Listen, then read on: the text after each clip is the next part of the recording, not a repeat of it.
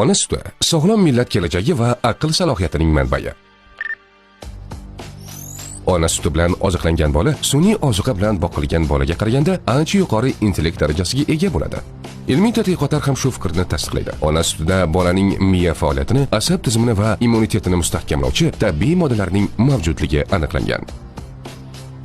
Shunga qaramay, ba'zi rivojlangan deb ataluvchi davlatlarda bir paytlar sun'iy oziq moddalar ona sutidan ham foydaliroq degan g'oyalar keng targ'ib qilingan.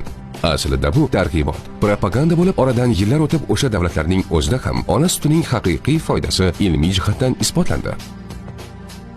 Bu holat shuni anglatadiki, ayrim kuchli davlatlar boshqa xalqlarning nafaqat jismoniy, balki aqliy salohiyatiga ham bilvosita ta'sir o'tkazishga intilgan bo'lishi mumkin.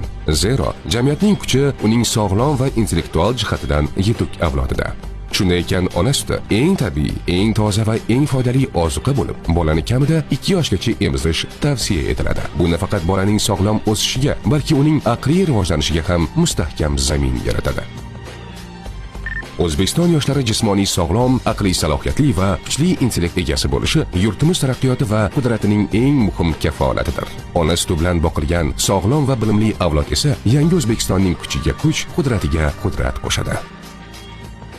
Salomatlik va strategik rivojlanish instituti ijtimoiy tarmoqlariga obuna bo'ling.